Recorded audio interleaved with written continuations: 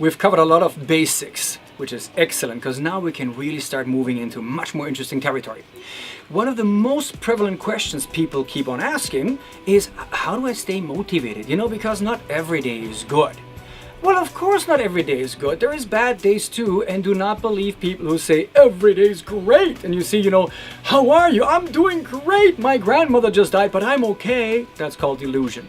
Let's maturely accept the fact that not every day can be great. How do we continue though, literally focusing on moving ahead in life? There's a little secret for you. Most of us live life by default. What do I mean by that? Do the following test. Go through your office and ask your colleagues, hey, what was your childhood dream? What did you want to be? You will hear pilot, superstar, football star, singer, somebody wanted to become a firefighter. And then you realize you're in the accounting department. And you go, what are you doing in the accounting department? And people say, actually, good question. It happened. So this is when people just live their life by default. One thing happens after the next and they never take control. That's why people think they have no control. And that's why they actually lose their drive and motivation. Eventually it's like, you know what, let me just pay the bills. I get the mortgage, I buy the car, and if I can pay the mortgage, it's all okay. Stop right there. What's missing? The magic ingredient called a goal. Here's one thing that I would like you to consider deeply. Most of us do have a dream, but what happens is, because Friday is the last day of the week, we go, oh God, we've been working so hard. I tell you what, it's called retail therapy. I need a new bag, or let's go to a nice restaurant, or let's treat ourselves because a little bit of something has to come back, okay? What am I telling you is that most people don't have their financial destiny under control. They literally lose their financial future $1 at a time, and then they turn around after 10 years and they have nothing to build a future with. Here is a little recipe you can test. Just do it and you're gonna see amazing results. It's taking back control of your life via your finances.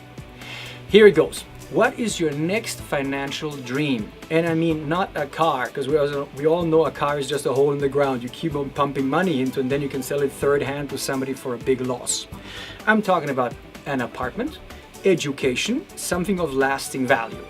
Say, for example, you have an apartment and right now you say, I'd love to have this apartment, but it's like $2 million just to put a price to it. I cannot afford this. Well, you cannot afford it right now.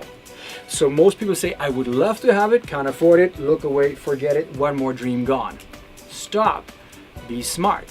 What you do is this, to take charge of your financial and literally emotional destiny. Take a picture of the apartment you want or something similar. Take a piece of paper, like right here, and what you do is you stick the picture of the apartment or something similar up there.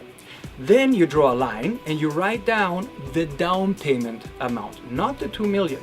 How much money would I have to pay down to actually even get a foot into this apartment? That's the down payment. Good! Underneath, from 2 million, we've gone to, gosh knows, maybe 50,000 for a start, okay? So underneath you draw a little bucket, and this bucket has got little lines. They can be $1,000 lines, $2,000 lines, you decide. Then you go to your bank and make a separate bank account, separate. And every month you literally take 10 or 15 or 20% of your income, as much as you can humanly afford to put in there, put it in there. And the rest is your spending money. Something magical will happen. You will realize that actually you don't need to eat that much fast food. You do not need that little bag. You do not need those shoes on sale, because most people just spend money. They literally bleed it out without noticing. They buy a little here and a little there and a little that and a little this. And eventually all the money has left through little cracks in your financial system and you end up where you started, with nothing.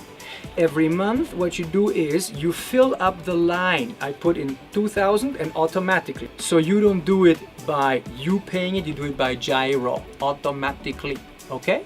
But every month you take a blue mark and you fill in 1,000. Next month, we're already up to 2,000. Next month, 3,000. You will see at the beginning the bucket fills fairly slowly with blue color.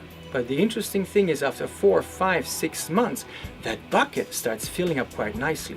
And I promise you one thing, every single time you come to work, you look at that bucket and you see that it's getting bluer and bluer. You know exactly why you're there for. That's one of the ways to stay online, stay motivated. A friend of mine who became very successful in insurance, because it's a tough job, that's why I talk about insurance, he did the following thing. He drove a small car and he put the picture of a jaguar, the car, not the cat, in the rear visor. And every single day before he went selling and faced the people who might say no to him, he put that down and said, I'm here because of this. That's what's my next dream. And he walked out because he knew his mission that day. Choose your next target. Choose something of great value to you that you would like to achieve. It can be, like I said, a house, a car, not a car, education, something that is near and dear of lasting value. Have the guts to put it there. Put that amount of money there. It will seem rather large, but as you monthly see your bucket filling, you will see that your breathing becomes easier because you've achieved one thing. You've taken control of your situation. And this is one great way to stay online, stay focused, and add meaning to that Monday morning. Next time, we're going to start the series called Me and My Job, Me at Work. And we're going to start talking about you and your boss. How can you make that relationship better? See you next time.